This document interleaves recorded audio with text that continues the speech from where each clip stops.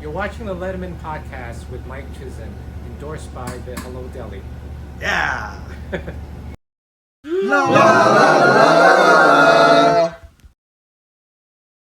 Welcome once again to the Letterman podcast. My name is Mike Chisholm.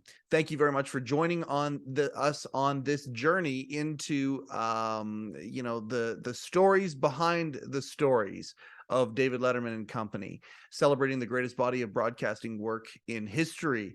Now, that being said, part of David Letterman and Company is the company itself. We sometimes talk about the company being the people who worked for Dave directly, but there's also the company, which is Worldwide Pants. And some of the projects that Worldwide Pants has done, we have always said from the start that we want to get into some of these things. We've had Josh Robert Thompson, of course, who was the sidekick to Craig Ferguson and collaborator with Craig Ferguson, Jeffrey Peterson, and many, many other things on here talking about the Late Late Show. The Late Late Show is a franchise that David Letterman was given. And I mean, it became the Late Late Show, but it started out as the 12:30 slot.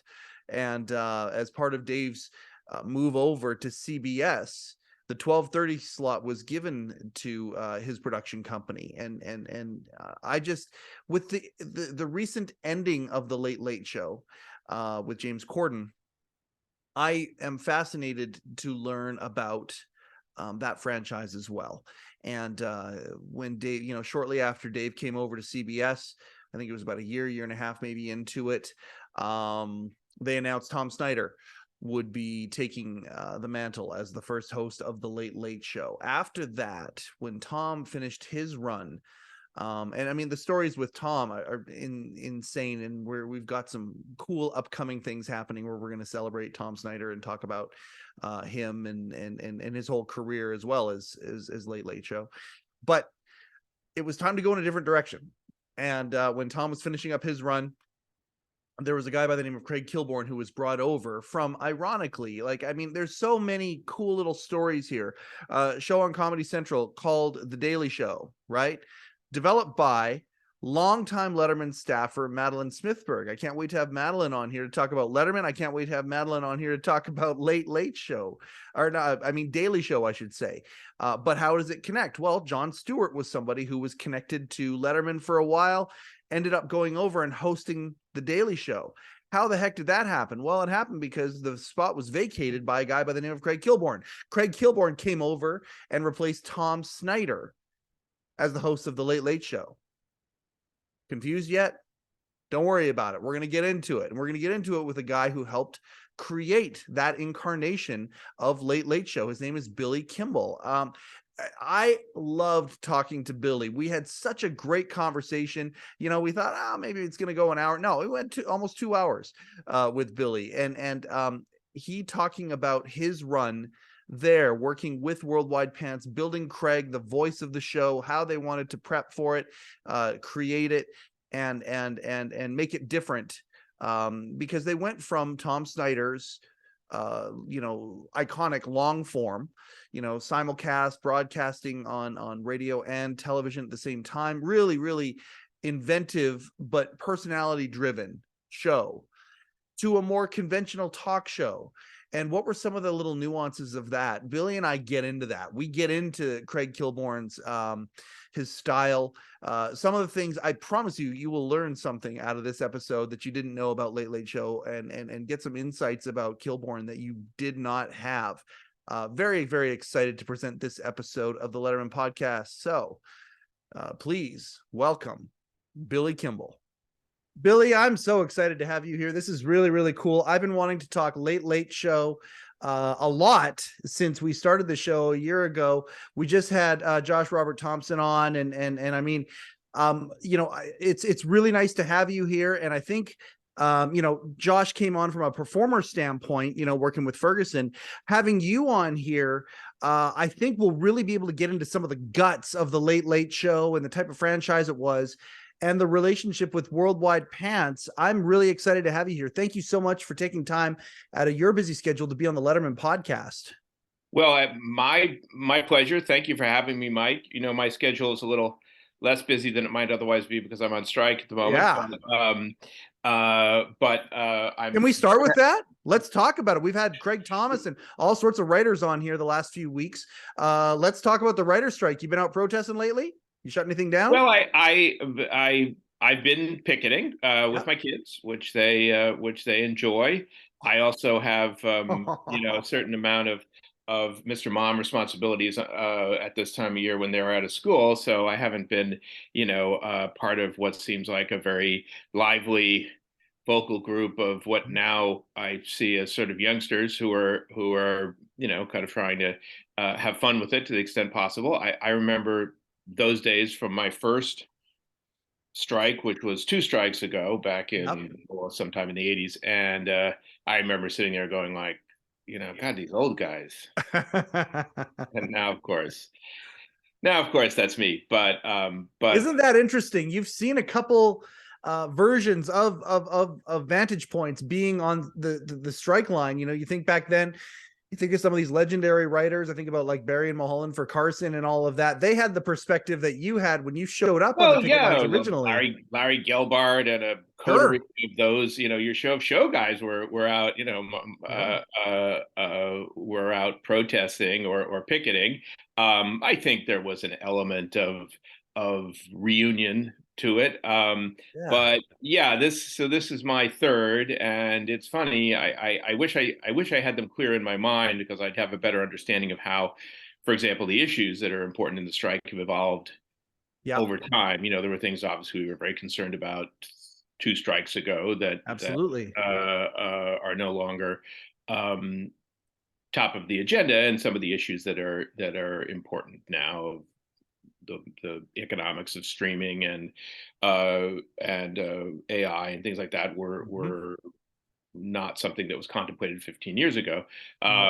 Even cable television was a comparatively new phenomenon when I first started, and or at least it was not a aspect of most people's lives the way it eventually became. Yeah. And of course, now streaming has led to the, slow, steady, and seemingly irreversible decline of that business. So, my perspective on the strike is that even though sometimes it seems like the business is very traditional and hidebound, things change, and adapting to it is difficult because it requires a sort of perfect crystal ball, which neither party has. I'm hoping for it's been a while now, so I'm hoping for a resumption of negotiations. You can't really get anywhere unless you're talking, and I'm hopeful for something that a kind of a comparative ignoramus about a lot of these issues like me will understand to be a fair issue, fair agreement. It doesn't seem like it's too expensive, but businesses make business decisions, and sometimes $1 million here, $1 million there, and they start to worry that they're it's what people refer to as the thin edge of the wedge, and before long they're going to be broke. So I don't have any inside information for you. I'm sorry, I'm not. Oh my God, you saying that and then finishing up by saying I don't have any inside discussions. No, I think there's a lot of well-meant amateur theorizing. You go to the picket line and everybody's got an explanation, or not everybody, but half the people, how they think it's going to end. But the one thing I will say is that in the past, what I recall is that once the negotiations did resume, or did kind of somehow take a sort of a more earnest turn, the strike was resolved relatively quickly. Yes. And I think for people who had been, out on the picket lines, or people who'd been, making comparatively militant statements on either side, it was a bit of a surprise. So again, I'm hopeful that may be the case here, assuming that it's a fair agreement. I love how everything that you said, other than the part where you said, well, I'm kind of ignorant to this, so I don't even know. No, that was the only part that I want stricken from the record. What you just said was absolutely beautiful and eloquent. I was having conversation with a few of Dave's fans. I was in New York a couple of weeks ago, and one of them, Steve Young, legendary comedy writer. Yeah, he and I were talking. Great guy. He and I were talking about this and saying that every time that there is a strike, in between strikes or in between agreements, perhaps, both sides look for ways to kind of find cracks in the dam of each one, especially, and I made the point of the networks, especially, okay, so we're going to give you this many hours. If there's ways that we can find ways around to cheapen it for us to make it more inexpensive, they're going to do that. Now, really, at the end of the day, back in the day, syndication wasn't even a thing. And then suddenly syndication became a thing where, writers were not paid and then they became paid. Big things like that. We're seeing that right now with the reinvention of technology. My hope is as well, very, very well said, is that the young people who want to be able to do this can come and do this, not just as a side gig. They'll be able to get into it. And hopefully this, this precipice that we're at, we can avoid coming to a place that cheapens the craft of it. And then we talked about the idea that the SAG may join in, and then the Directors Guild may join in. And if everybody joins in at once, I believe that everybody has vested interests in this. We could really get a good agreement moving forward. So I'm an optimist, kind of just like you. I would love to see that.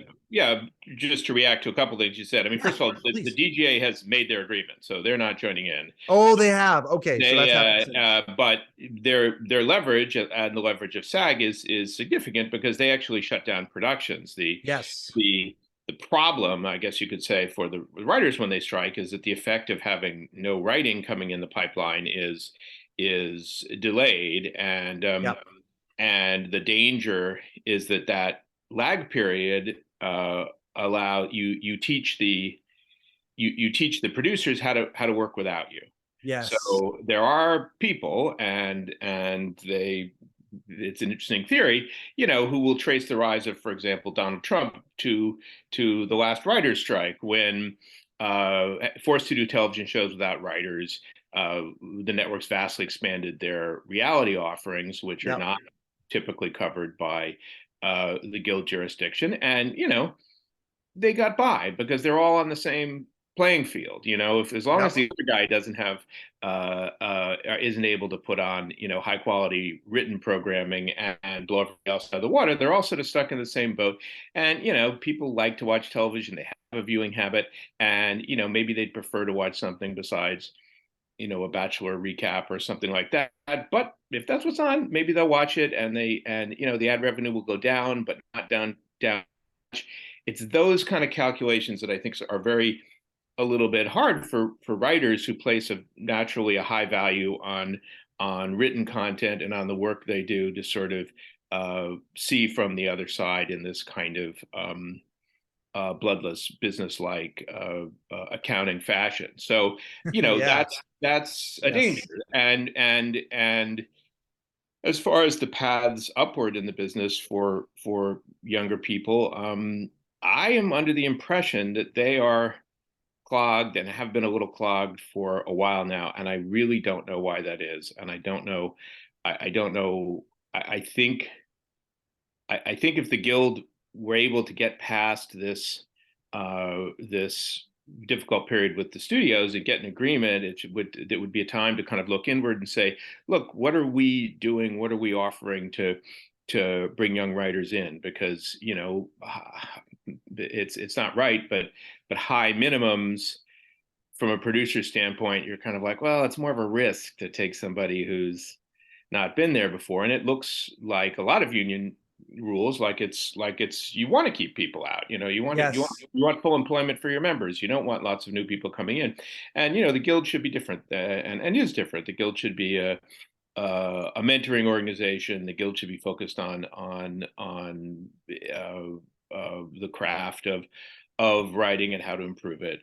So that's something I'd like. And then, I suppose the third matter that looms over the whole thing, which is kind of interesting, and I don't want to take a bizarre view on this and so forth, is, I've done the little game that everybody has. I've taken the premise of something I'm working on and typed it into ChatGPT and said, what's an idea for a TV show, and with the following characters set in the following location, and it'll analyze the world of television shows that it has access to, and it could come up with something that is pretty good.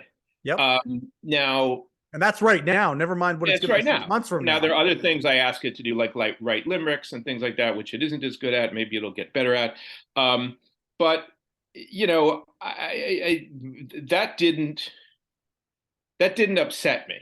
I'll have to say the fact, Okay. you know, to me, it was very useful as a writer to see what Chat GPT would think was a good premise and a good story for a show, because it helped me understand what the baseline was. You know, if Right. GPT understands that, you know, when one character says, you know, whatever you do, don't open that box, somebody's going to open the box, then the audience is going to understand it, and the audience is going to expect that. And there's different kinds of television. There's, you know, what I think of sort of as network television, where a lot of the comedy relies on familiarity. It's characters coming in and, you know, doing the thing that they do every week that audiences, because they love those characters, Yep. expect. And, you know,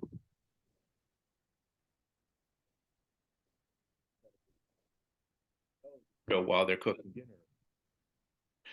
trying to deal with their dog or something like that.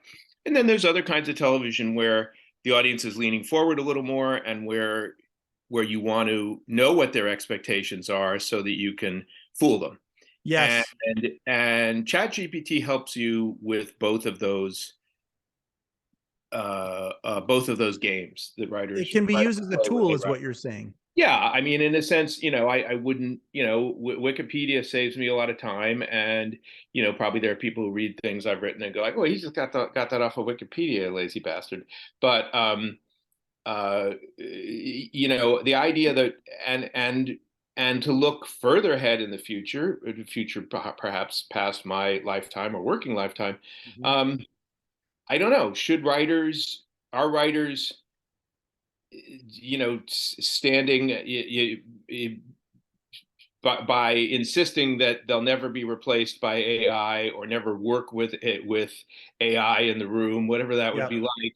Are they, or never let the studios get away with, you know, dumping an AI on them? Are they standing in the way of progress, you know, people who insisted on driving steam engines, Mm. or longshoremen who resisted, you know, their numbers being cut by containerization. Yep. I don't know if AI, okay, this is a giant hypothetical, and Sure. maybe I get letters, but, you know, if AI produced better, with all of the subjectivity that comes along with that, if AI produced better scripts, entertainments, and television show, should writers be lined up to stop it? Ah, Um, that is a and fantastic question. and we're so not there now, and we're not there in this contract. And there are plenty of people who will say that that's just, you know, that I don't understand AI, which is why I would even ask that. But of course, Mm.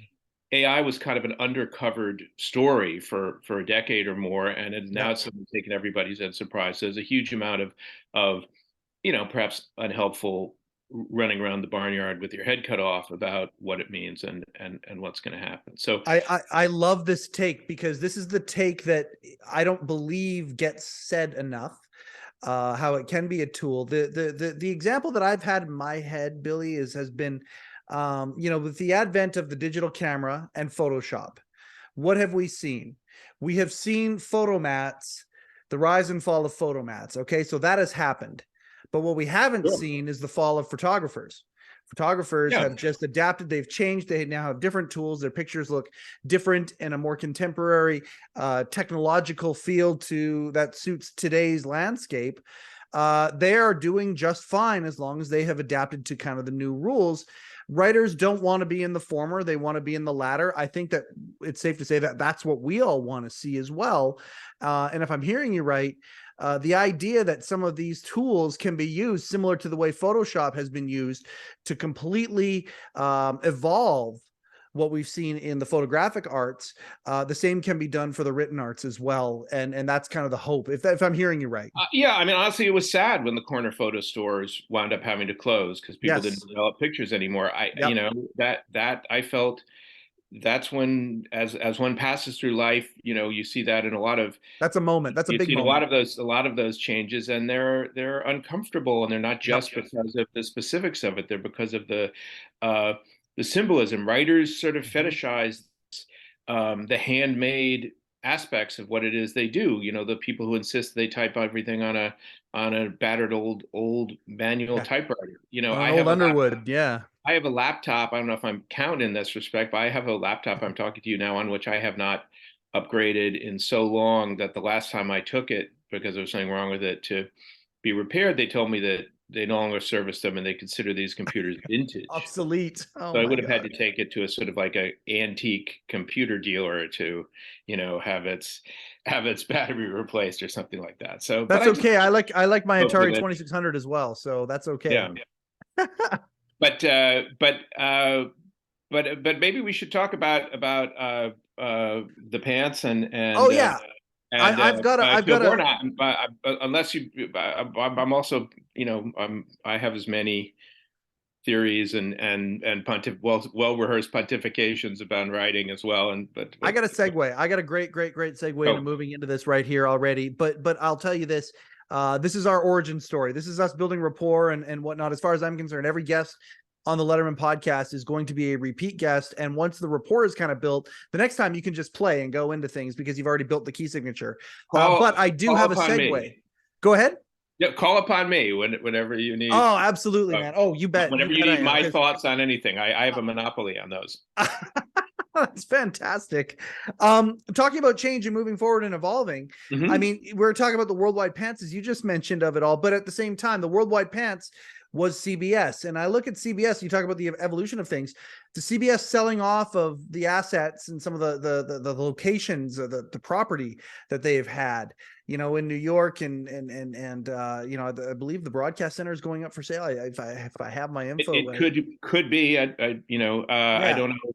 I mean, they still use what was Worldwide Pants Central, which was the Ed Sullivan Theater and the adjacent building for the Colbert Show. I'm fairly confident. Yep. And but yeah, BlackRock. I don't know if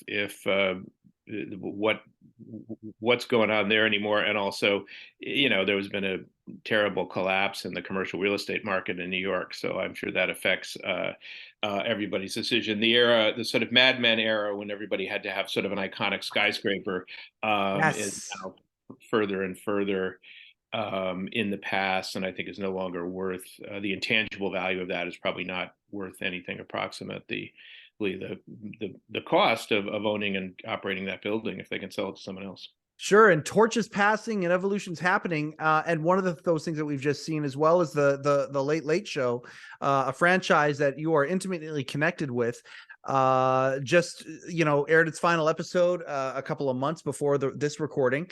You know, Craig Ferguson's successor, James Corden, who has taken the mantle, you know, since I believe 2014 up till now, and you know, interesting to see the times changing. You were around during the previous incarnation of the times changing. You know, we painted the picture here with Bill Carter and others as well. The idea that there was no franchise that ever took on the Tonight Show ever. And then the Tonight Show also was able to build kind of a sister program at 12:30 and develop that landscape. And that's what, of course, late night with David Letterman did. Those guys moving across the street over to CBS, getting the fact that they could almost not only create a franchise that created any sort of rival for the Tonight Show and actually gain ground establishment. CBS never really had a 12:30 show. And the Late Late Show was historic in the sense of something being able to compete at 12:30. At what point did you get involved in this story, and at that point, what was your role with Worldwide Pants? Were you hired by Worldwide Pants specifically for the Late Late Show? Well, I'll tell the story, including, you know, what I understand about the landscape, keeping in mind that I'm not Bill Carter. You know, I don't. He really no one is. what was happening, but it's you know, kind of interesting. As you say, the Tonight Show was dominant and had, you know, achieved this kind of institutional status where I believe was 90 minutes at least at one point. Johnny, you know, was very reliant on guest hosts. Had, I think, what he thought of as a nice and a completely appropriate work schedule where he made, you know, 90 shows a year and stuff like that, and guest hosts and reruns for others. and had no competition. Letterman came out of the stand up, and then the famous morning show, which I'm sure you've discussed Very and much. Yep. dissected many times. It really had a kind of a new self-aware postmodern take on the whole thing that sort of took the piss out of it and wasn't a specific reaction to the kind of Vegas show busyness of Johnny, but was sort of a reaction to that in general. I mean, Letterman revered Johnny. It was never Absolutely. intended to uh, Take the shine off of. make fun of him at Yeah. all. But Yeah. it, by virtue of its newness, its originality, and the fact that it was funny, it really had an immediate kind of cultural impact, and it upset, or not upset, but it sort of, it shook up things. And I think, Yes. suddenly you started seeing Johnny running out and doing stuff with his vending machines and stuff like that, and the sort of kind of thing that he had, never done before, when it was him sitting behind the desk and, the little trail of cigarette smoke coming up, and Yep. talking to guests who are always giant crowd pleasers, Don Rickles and so forth. And so Very show busy. yeah, so his show had started to shift a little bit to, I think he then felt it was time to go, and smartly and in a sophisticated way, the way you would expect from him, he Yeah, did. That set classy. off the famous competition or bake off between Letterman and Leno, and which Letterman lost, I guess, but CBS saw the opportunity, managed to clear the time slot, which is always an aspect of these things that maybe ordinary people wouldn't necessarily understand, which That's is that huge. the networks had given that time, other than NBC, which programmed it, had given that time back to their local stations, and the local stations were keeping, 100% of the ad revenue for that, and there were also limitations in those days on how many so-called owned and operated stations you can. So even if the network wanted to put a show on, it could only put it on in the owned and operated stations, which are probably the 8 largest markets. And even there might be complaints, because they would be selling an unproven program. unproven Yep. product to and then giving less money to the local station operators. So that was Well, always, and let's look at Chevy Chase. When you say that unproven, I yeah. mean, like, Chevy Chase tried to do it, and Well, Chevy Chase failure. that was a syndicated show, I believe. Oh, I thought it was Fox. I thought that was the Fox. Oh, deal. well, perhaps it was. Yeah, I mean, then Fox Arsenio was syndicated, Fox had though. an even bigger issue. Fox had to clear the time slots during prime time. Yeah. But in any case, that was sort of a C-suite business discussion of the sort that was going on all the time in those days. Yep. Now it just seems bizarre. There's no longer limitations on owned and operated stations, and those time slots have been sort of effectively cleared, and the whole role of time slots is deteriorating in the streaming age in any case. But anyway, then it was important. So CBS was able to clear the time for Dave, Yep. and gave him a show. And somehow in that negotiation, I think, and you'll probably can correct me on all of this, the agreement was made, or maybe it was made in the course of the renewal of his contract at some point, that he would also control the time slot of the show that followed him. You know what? That was the carrot that they offered him. Mike Ovitz famously, had these line of suitors in place, and everybody from the syndicators all the way to the other networks had an offer out there. The CBS's offer. Basically, the way that we, our narrative from our show, we talk about this a lot. Basically, it was the Carson deal extended, other than how many shows a week. Dave was going to come in, gangbusters, take very little vacation, lean and mean at first. That was the stark difference. But what the similarity was first off, the money, unprecedented, very, the money deal to bring him over. Second was ownership of the show. And third was control of developing a 12:30 show among potentially other shows as well, which we saw Ed, Everybody Loves Raymond, that kind of a thing. Some firepower to do that as well. So we call it the Carson deal continued. Carson worked for this job for this contract, this level, for about 30 years. Dave walks in and kind of gets that. And so the first year and a half was just late night. And they did a press conference, shortly thereafter, that time, once they were established for Late Show, I should say.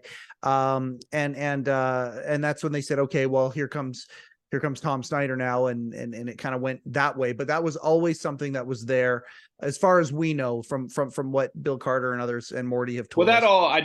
nothing I know conflicts with that, Yep. except one thing, which is a nuance, which is that, as I mentioned, Johnny was doing 90 shows a year or something like that. Yes. Jay, who as you may recall, that was famous as just a workforce. I mean, Absolutely. Jay would host the Tonight Show, would guest host the Tonight Show, and then go off to Carlos and Charlie's and do a set, or go down to, Yep. weekends he'd go down to the Comedy and Magic Club, do a set. He worked all the time. He liked Yep. to work all the time. And so when he came in, he, wanted to do something more like 200 shows a year, which is, I don't know that Dave has ever said anything on the record about this or officially about this, but Dave had to match that, or could have come close to matching that, and it's very, very hard to keep up the quality when you're doing that much comedy, and of course you need. What the great thing about Dave was that he was such a good interviewer that the interviews never play, that second interview with a star of a CBS show or something like that, which was, clearly there as to fill up some time. Dave always managed to make something out of those. Absolutely. And if you brought it, he was there for you and was willing to make it a good interview. If you're a big star and you kind of sat back and made him do the work, he was you weren't going to get the same kind of treatment, and that's always been something that I think people who watch these things carefully have really admired about Dave. But in any respect, so that was more or less the landscape. Dave had displaced Tom Snyder, I believe, mostly on the own. As a broadcaster and as somebody who did a certain kind of television, which perhaps was starting to seem like a thing of the past as the audience attention span was shortened. But it didn't want to come on and boot Tom off. Didn't think that was the right thing to do. I didn't like the appearance of that, I am told. I never heard this from anything resembling a horse's mouth. Yeah. But eventually, they decided they did want to program the 12:30 time slot, and I guess CBS thought so as well. All the networks struggled then and still struggle now with their demographics, and I think they maybe thought they had a chance at youthening up the audience and appealing to the advertisers there. Yes, that's always been a kind of a losing battle paid for that the legacy networks have fought. It's hard, but it's a great narrative, isn't it? But they thought they wanted to do it, and Dave had spotted Kilborn, who was in those days having sort of a I kind of hate this expression because I feel it's so overused, but was having a moment. I'll just say as the host and I guess soon to be forgotten in the glow of Jon Stewart, host of the Daily Show, which also was, I think, seen as kind of an innovative product creaed by Madeline Smithberg. I was just going to say, shout out to Madeline Smithberg. And absolutely. Said, and there were arguments about, not arguments, but there was bolder moves in terms of using news footage and those kind of things that were all part of the history of that show, which you can do with the people who know more about it than I do. But in any case, so he was of interest, and he somehow turned up on Dave's radar the way that things and people did, just because Dave was as always, I think, been sort of a media scanner. So meanwhile, as they say in the comics, I had been started out as a comedy writer in 1983 on an HBO show called Not Necessarily the News, and I had kind of bounced around, with a real mixed bag of success on a bunch of different shows and a bunch of different projects. A lot of them, I'll say, kind of topical or news related. produced the Comedy Central's coverage of the election in '92, which was a Clinton Bush, Perot. say it again, Clinton Clinton Bush. Bush Perot, yeah. Yeah, and it was a they had a little. Comedy Central in those days was struggling for carriage, which was the battle that cable stations had to fight everywhere Yep. in those days. And it was something they thought they could do to get attention was, instead of having their regular program, is preempting it for the State of the Union address, which they did with sort of initially it was supposed to be Bob Costas and Al Franken. And then I think at the last minute, Costas, who's very nice, called up and said, you know what, NBC heard about this and they don't want me there. We're going to kibosh They that. don't want me to do this at all. Franken's a perfect guy for that, though. Going to be Franken, live. Yep. Anything could happen. So it ended up being Franken and me. Wow. And it was just sloppy, and we just showed it. We had funny chyrons, but we had gotten the speech beforehand the way all media does. So we were able to mark it up a little bit.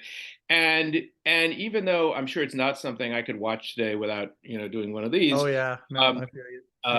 For your listeners, that's me peeking through a little gap in my fingers. The next day they had a giant deluge of so-called earned media, so news items across the country, and not just any news items of the sort that they really, really wanted in those days, which is that, Comedy Central did this funny thing last night where they made fun of the State of the Union address as it was happening and put up kind of funny chyrons. And it's really too bad that, XYZ cable in our area doesn't carry it. This is the equivalent back then of a viral moment. Yeah. And looking at where we are now, where people in Congress make fun of the State of the Union address as it's going on. It certainly doesn't sound terribly daring or revolutionary, but at the time it was thought of as such. And so Comedy Central said, well, how can we capitalize on this? And set aside a little money, and we created a unit, and we covered the conventions. Yep. Gavel, gavel. We covered the election. We covered at least one of the debates, and we covered the inauguration, all with Franken as the anchorman and with me as the executive producer. And we did it with sort of a little skeleton crew and a kind of a very, very small kind of bag of tricks. Punk rock, man. Yeah, it's totally punk rock. It was, we had no choice. So we made a version of that. We didn't pretend we were doing anything else other than what we were doing. And of course, the networks make such a big deal about it that having us doing it our way was maybe, an appropriate counterpoint for a comedy network. Yep. So I had done that, and I had spent some time at Comedy Central in the year following that, trying to develop, believe it or not, a news show. I actually did a weekly news review with Christopher Hitchens as the host to think about how different ways that the world might have been different if that had caught on, but it didn't. Wow. So in this idea of sort of comedy news coverage wasn't really going anywhere. I left, believe it or not, went to Kiev, Ukraine for a year to work for the United States Agency for International Development. And time passed, and Madeline and Liz sort of were able to kind of crack the code on that. Kilborn ascends, and I've done a bunch of other things by that point. But at the moment where all of this decision about who we're going to put on at 12:30 was happening, at Worldwide Pants and at CBS, I was working as a really junior writer. I think I was called a staff writer, which is a relatively low in the totem pole position for Late Line, which was also with my friend and frequent collaborator Al Franken, was a standard multi-camera sitcom set in a newsroom, starring, I guess you could say, Al, but it was an ensemble. And one of the producers there, a man named John Marcus, who had long resume of experience, and including working on, among other things, The Cosby Show, and that now has a different flavor than it did then. Sure does. And it was a monster credit. And he was friends with a man who I'm sure has come up in your show frequently, Peter LaSalle, who who had worked with Johnny and who had become a kind of a consigliere to Dave. Yes. Yes. And He was a kingmaker. I yeah, think and it's safe to say. Peter, and Peter had a long raft of experience, knew everybody, and I think was not just, as you say, a kingmaker, but was a person who had an eye for talent. And kind is all get out from Yeah, every single account I've ever heard about Peter and Alice, the kindest people you'll ever meet. Kind, yeah, intelligent, brilliant, absolutely brilliant and powerful. But the way that Mozart was brilliant and powerful, just a beautiful way of living, kindness and the way that he would be. That's the impression that we've gotten so far about Peter. yeah. Yeah, And you'd say the same. I'm sorry. we worked together for a limited amount of time, but I did still used to see Peter for many years. We'd go out and have lunch from time to time, and he's always been someone who was always someone I relied on for sage counsel. And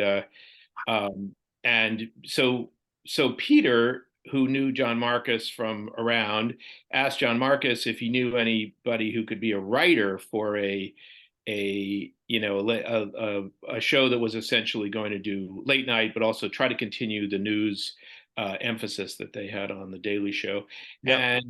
And I think John asked Al, and Al said John should ask me because of my time at Comedy Central trying to develop news content and Yep. so forth. I had kept a couple of these writers on my radar, and so I gave them a list of 10 writers I thought would be good. Some of them were magazine people, some of them were TV people. Yep. I can't remember where sort of we were in the Spy magazine era, but that obviously had a giant nuclear effect on comedy and what was considered, and the taste and what I'll call sort of sophisticated comedy. And so there were a lot of people coming out of Spy. And in any case, I gave this list to Peter, and Peter called me, and whom I didn't know, and said, this is an incredible list. Would you consider working on the show? Because we haven't gotten a list like this from anybody. You clearly know, a lot about who might be the suitable talent. And I said, well, yeah, sure. I mean, I said, I have a job, but, I don't think it's one that they would, force me to continue if your friendly way you were interested in having me do it. And of course, so I went over to talk to, I guess, Rob Burnett about writing, really. And that conversation, and if you interview Rob, I'm interested to know whether he recalls it at all. But that conversation, like, went so well because it got into all the other stuff. It got into like what you would do in late night to be different, and what you could do, and what you would kind of do to be the same, and what Craig's persona should be in late night, and so forth. That all of a sudden, in a very sort of, I found myself under consideration for for what we would now refer to as the showrunner job, although that term had not come into fashion at that point. By that point. So the essentially executive producer job, responsible for the entire program. Yeah. And which was a huge leap for me. I do not know and would be surprised if I was the only person they ever talked to about it, or the only person they offered the job to. I was certainly a dark horse. And I think, very frankly, if you talk to Craig, I think Craig had some sort of feeling of like, well, who exactly is this guy? Yeah. But we got on fine, and I think it was really Rob who was my patron there. I did meet with Dave once or possibly twice, but not for a long period. And really, I think he just wanted to. He gave the final stamp of approval. Would that be a fair? He definitely gave the final stamp of approval. No one's going to be hired without Dave's approval. And by that point, the work was done, though. The work was, you were kind of handed up on the silver by that platter. Point, I had things to say, but I mean the most. The central one, and the one that's probably most interesting for your purposes, is well, what exactly were we going to do with Craig's particular persona, what was going to be different, or what was going to be the same. And Before we get to that, can I go ahead, actually Chris. ask about the Dave interview, the Yeah. Dave talks? Because I'm just curious as to, I'm certain they are short. You know, we've heard many accounts of him being kind of, like I said, that final stamp of approval. Turkey inspector number 13. You know, it's already been inspected by 12 inspectors. 13 is basically just doing the final, go around with a little bit of, exposition attached to it. But I'm curious, like, where was did you go to the Ed Sullivan Theater office building for Yeah, he that? has an office at the Ed Yep. Sullivan Theater. There's a woman who worked very closely with Dave named Jude Brennan, who Absolutely. helped kind of manage, I think, those kinds of things for Dave. In other words, Yeah. in the midst of a day when he's preparing his show, going like, well, okay, this is who's coming in next, and this is what we all think about him. And it's Yep. possible. I also met Jim Peterson, who was sort of managing the financial aspects of Worldwide Pants in those days. Right. Morty. So yeah, as I recall, I went up to Dave's office, and his I wasn't one of those things where I waited 13 hours to see him. Yeah. I went in, and he was behind his desk, and he was friendly, and it was quick, and Yep. I'll just say, as far as the sort of CBS, Les Moonves, so forth, all that kind of aspect of things, what you saw on Dave's show, which was a very firm sense that Dave was in control. If Dave wanted to make a joke about CBS, Dave was going to make a joke about CBS, and Yep. and no one was going to stop him, and that those were the terms. Yeah. That this was so. So you certainly felt when I was with him, and in that, toward the tail end of that process, that these were the decision makers. Wow. I knew the CBS executives who eventually were involved in the show. Mitch Semmel I had known already from because he had been at Comedy Central. Dorian Hanaway had been at CBS, I think, so supervising Tom's show, and Yeah. kind of worked as an executive in charge of production and a censor and so forth. But certainly none of them were willing um, to engage in a battle with Dave about No, anything. they knew their role. That wasn't their mandate. Their mandate was to keep Dave happy, and this was all sort of a part of that. I mean, everybody wanted ratings, everybody wanted success, everybody wanted great critical response, all those good things. But there was also was this what Dave wants? So that interview was, I think, and I'm really stretching a little bit here because I'm not inside David Letterman's head at all, but was sort of yeah, I've heard this guy's okay. I've heard that he might be the right person. He has advocates who I trust within my organization, but I need to kind of take a look at him and have a what probably was a 10 or 15-minute conversation. I appreciate you expounding on that a little bit. It's fascinating. People have talked about how, it's fascinating looking back at just the facts of things. You got people who worked for him for 2 or 3 years that never had a chance to meet him, people who met with him all the time, different impressions. And then of course, people who would have an every once in a while type of meeting like this. It's really nice of you to expound on that a little bit, to give us a little bit of more richness in the history of how things worked back then. I want to tell you about, I remember when Tom left. I'll fully admit I didn't watch every single late show, but I watched a lot of them with Tom Snyder. I like the long form. I like the contrast to Dave. When Kilborn showed up, I'll tell you the comparison I made a few years later, because I was vaguely aware of The Daily Show. To me, Jon Stewart is a guy who is a faux newscaster. For me, Craig Kilborn was the guy who was a faux sportscaster. That was always my initial impression of them. Craig Kilborn came off as a guy who was hosting a late night talk show, but instead of being like a newscaster type guy behind that, he was a sportscaster. He just had that a little bit looser of a personality to me, and I remember seeing him and being intrigued with him right away.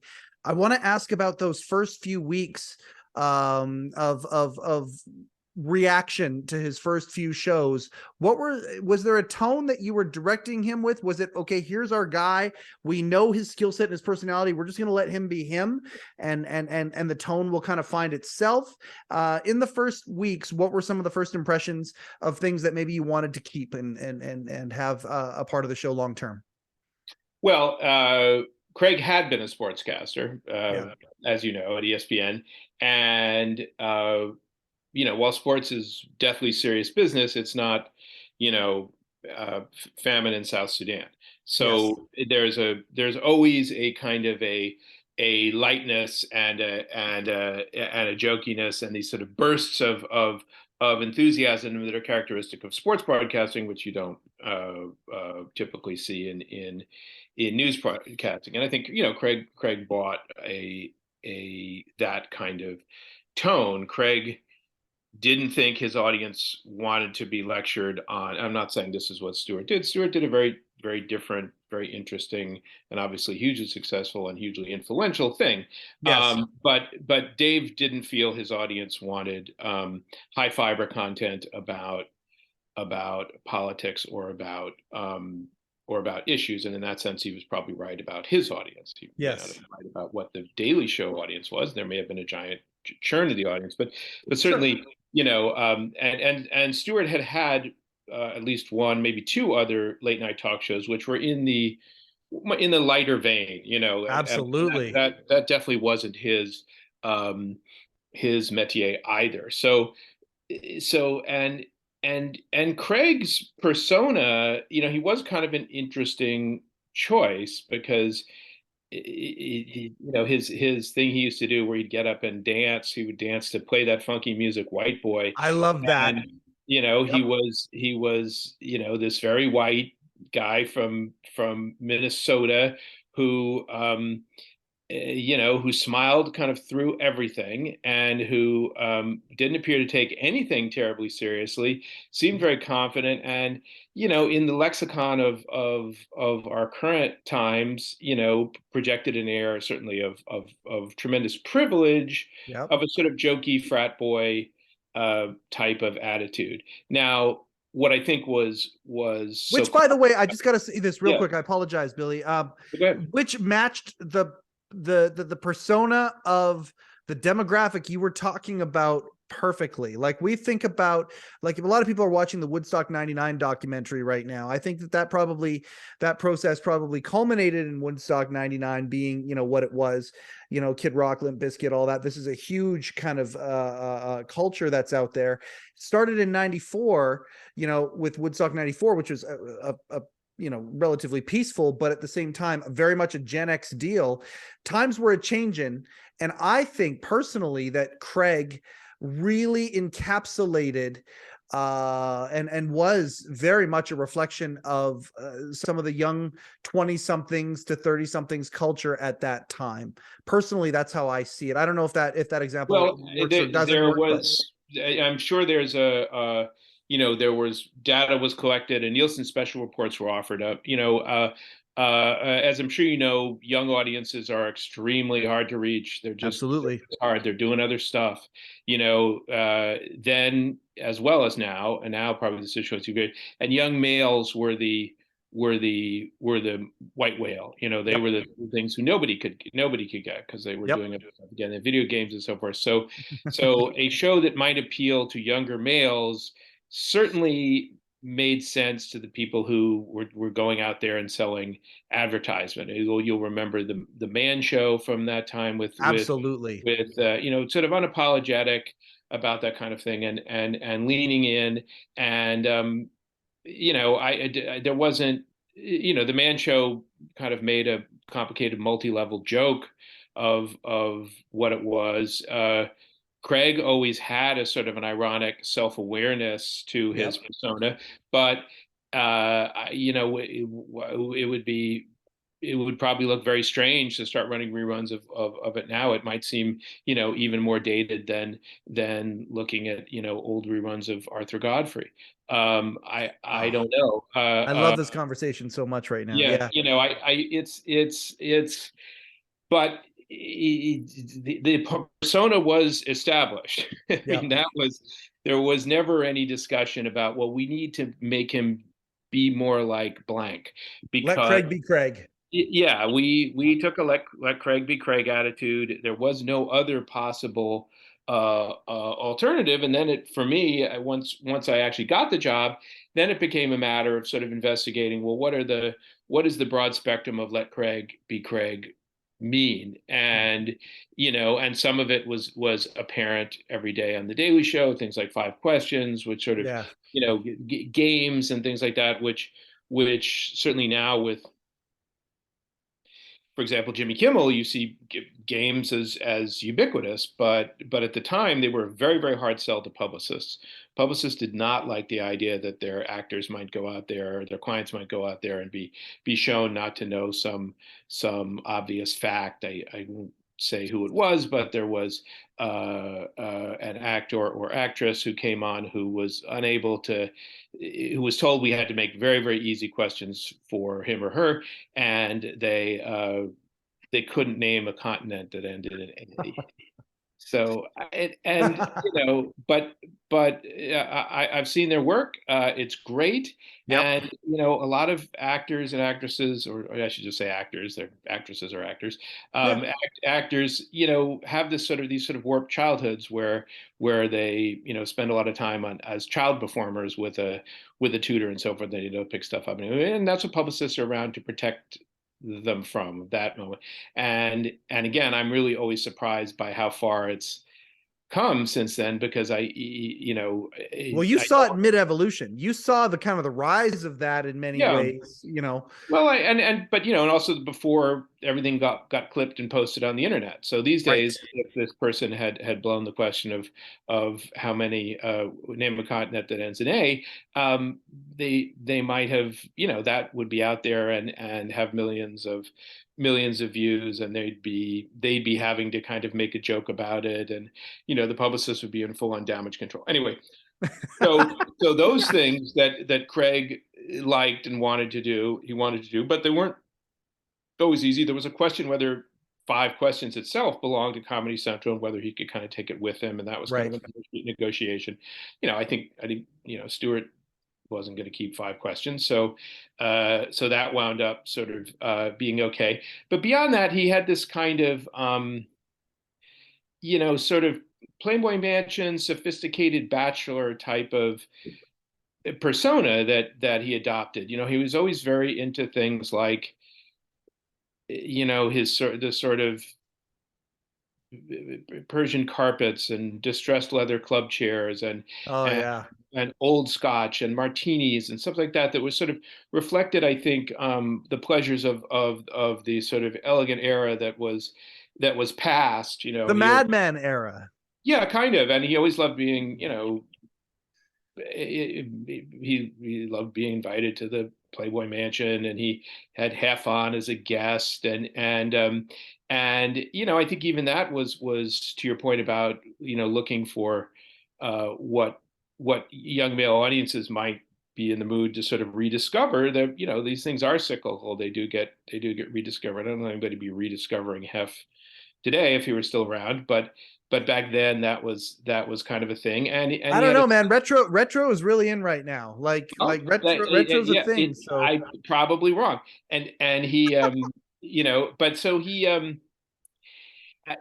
liked that idea. He had a liquor cabinet built into his set. He made a Manhattan or something, and he changed into a dressing gown. He did all of these things that were, as you say, sort of affectations of the Mad Men era, and somehow kind of incorporated them into his thing. Then modern throwbacks for the time. He also had this sort of silliness, which was really a great quality. He had this thing where he would talk to the moon, played by me, and we'd put a little rheostat on the moonlight so that it reflected my voice. And when did that start? How far into the run did that start? It started because the set designer who had worked for Dave for years, whose name I'm forgetting, had designed this kind of late night. So it was set at late night. It was in the Hollywood Hills. It was not supposed to be. We're not talking Kathleen Anchors, are we? Kathleen Anchors, yeah. It was not supposed to be a New York evoke New York at all. It was supposed to be very much kind of, his kind of cool hideaway in the hills, and it had a moon. And somehow he saw the moon there one day and said, like, well, could I talk to the moon? And we said, sure, we'll try to set it up. He at least at the start was his own announcer, Yeah. which Yeah.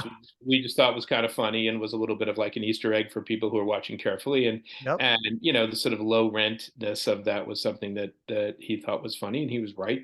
And Can I ask a question about that? Sure. Real quick, because that is something that I loved about Ferguson. I love Ferguson a lot as well, and the continuation of the Late Late Show franchise. One thing that he certainly carried on was the idea that at first, because I mean Ferguson eventually got moved into a much bigger studio, but the basement that he used to call it, the little studio that you guys were in, and he would make fun of CBS a little bit about the low rent, the low fees, all that. Did Worldwide Pants want you guys to have that kind of a feel, sort of akin to what Late Night was, in the sense of, we want to keep this kind of like it is a basement show, do whatever you want, but we do want to have parameters that it does have? I don't recall that as a directive, and okay. I would say that sort of thing of like, overtly stating the we're doing it from a basement here in this low rent operation, so-called CBS. If that was a feature of Ferguson, that was definitely not a feature of Kilborn. That was not Kilborn's angle at all. Kilborn wanted to be.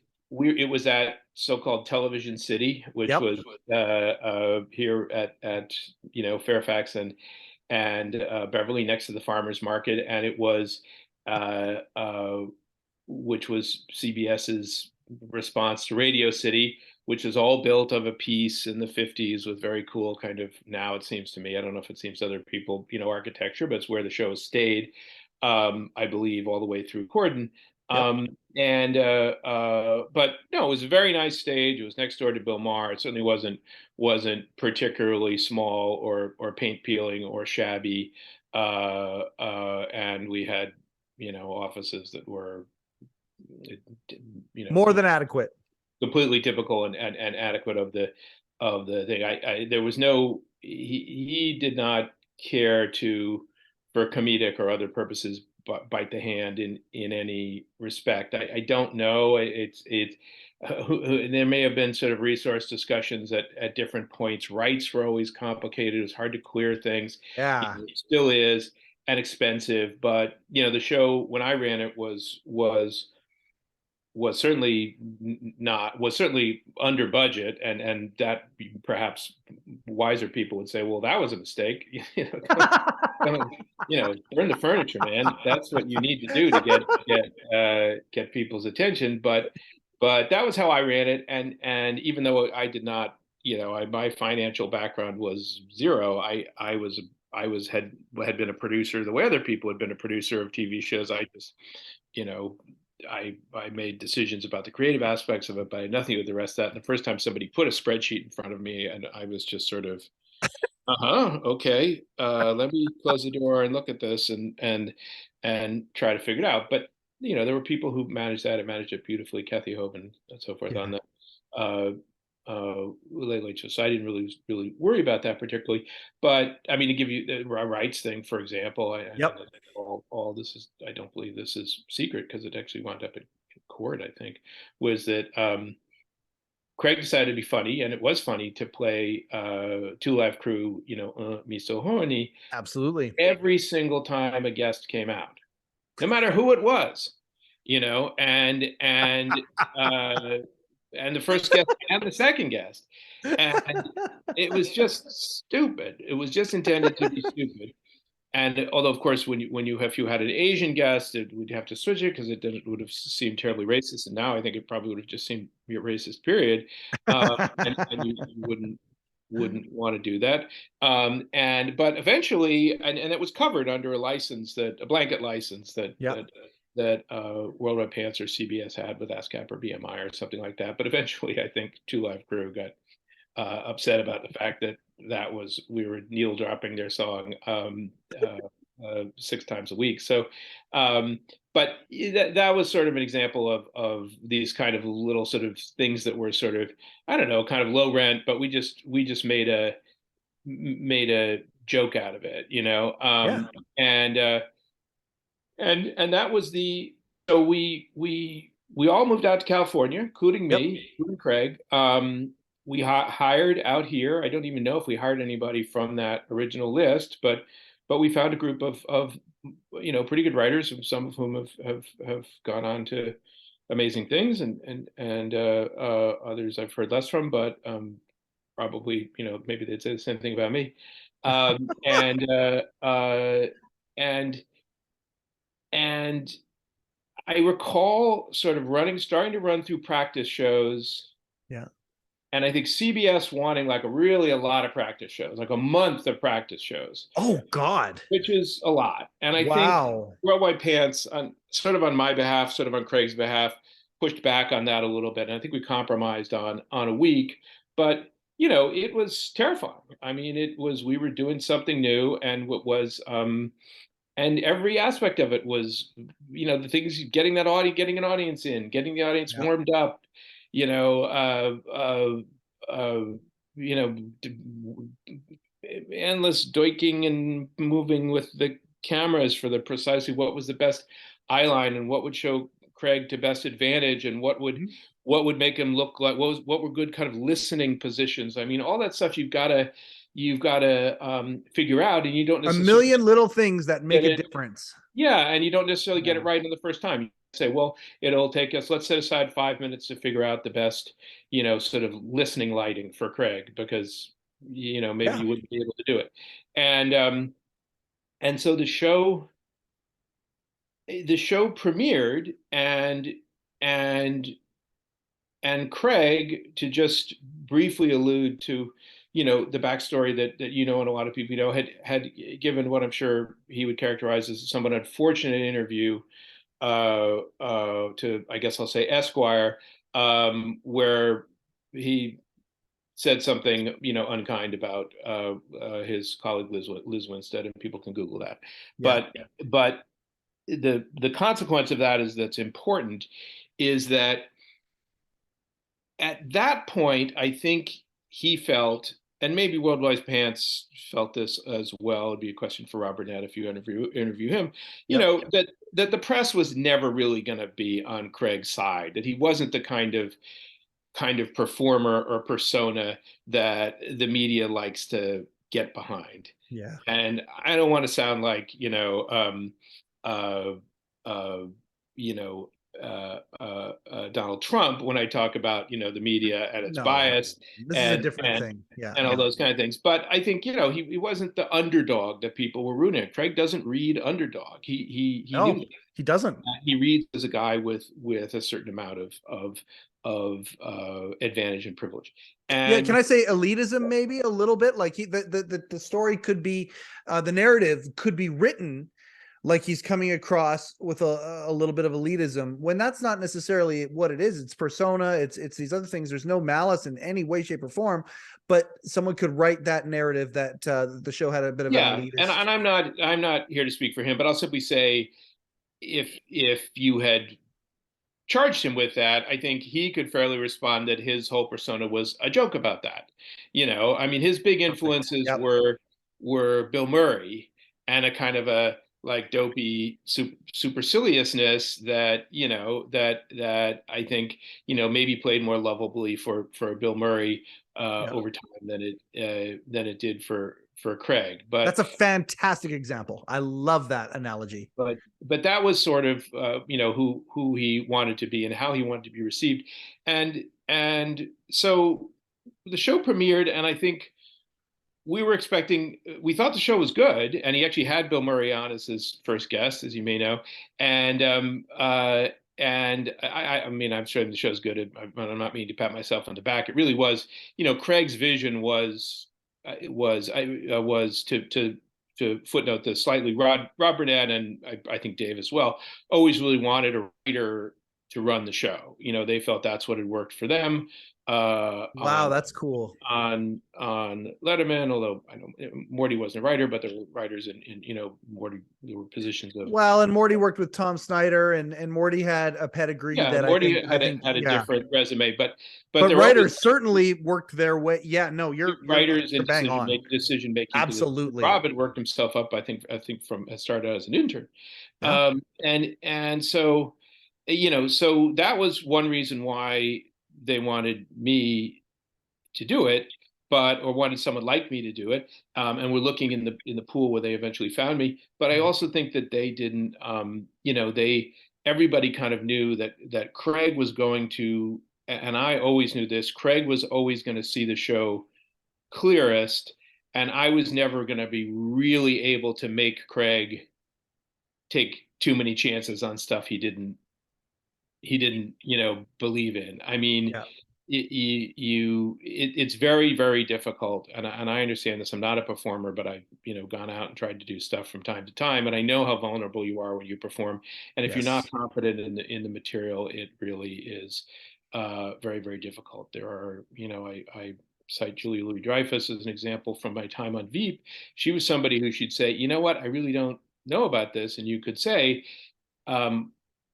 okay, we'll change it, or we'll give you some alternatives, or you could say, we think we see and understand your trepidation, but we think it might work. Would you try it?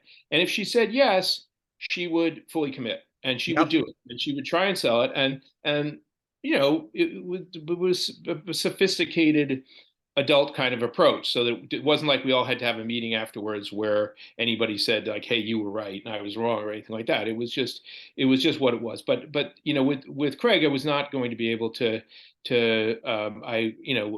we could throw out ideas, we could evaluate ideas, the writer's idea, but Craig always saw the show more clearly than anybody else, certainly myself included in that. I love to hear that. I got to ask you, because you went to Veep and then we went away from it. This is our conversation. You're going to come back. It doesn't matter. This is jazz as far as I'm concerned. I'm going to ask about Veep right now real quick, because, so let's do the time warp again. Did you, and I'm putting you on the spot a little bit, but have you watched Dave's interview with Julia on My Next Guest? No. I highly recommend it. Really, really, I think the idea, and then Julia, I think of Julia when she was on Comedians in Cars Getting Coffee with Jerry as well. The idea of this comedic actress, and I think it's just, I don't know if we have, like, Tina Fey and Julia Louis-Dreyfus, like I think one could be the other one's aunt or something like that. They have a very similar ilk in the way that they are as comedic actresses.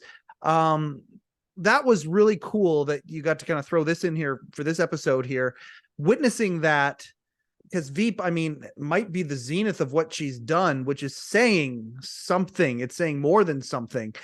Witnessing that, there's got to be a measure of professional gratefulness and personal gratefulness for that. That is really cool. I mean, there were some dramatically different situations. I certainly was not, I was very far from being in charge of anything on Veep.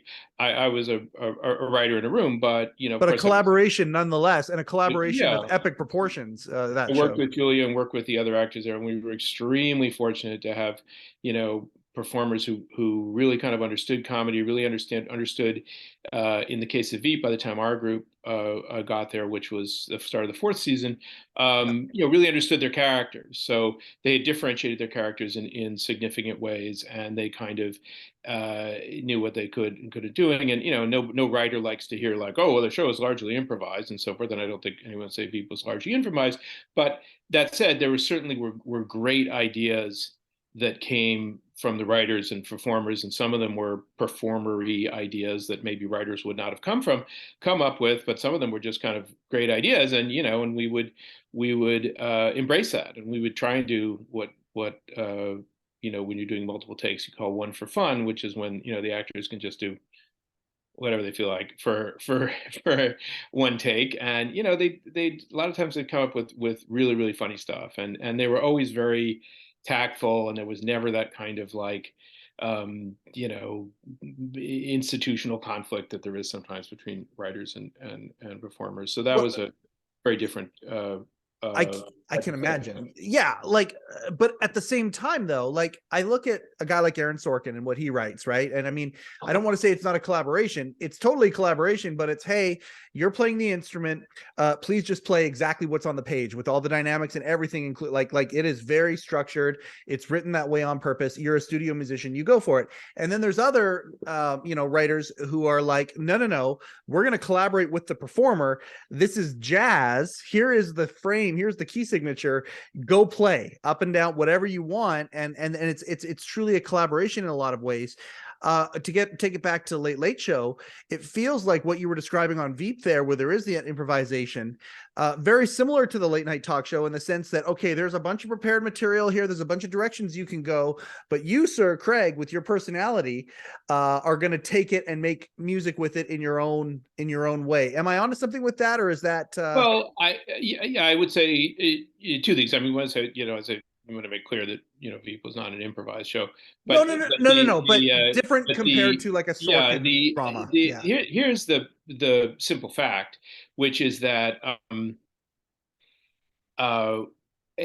doing an hour of television every day when you arrive at 8 or 9 in the morning without a very clear idea of what you're doing is obviously extremely grueling, but also, you need a million different like tricks and shortcuts to do it. You can't script a solid hour of tightly scripted content per day, 4 days a week, as it was on Kilborn, I think, as it is most shows these days, for 40 weeks a year. I guess soap operas do it. I don't, maybe there's. Yeah. Okay. There you go. Yep. But my opinion is it's, excuse me, it's exceptionally difficult to do that. And so, so right away you are doing a range of things, right? You have a scripted opening, which is on the teleprompter and which not everybody can read prompter well, but Craig certainly could by that point. Whether he was natural. That's adding that broadcaster a little bit. Whether he'd learned it at ESPN in Bristol, Connecticut, I don't know. But he did that well, and he obviously wrote some of that. He had writers, particularly that I think we thought were good at different parts of what he had to do at the top. Yep. And that was tightly scripted.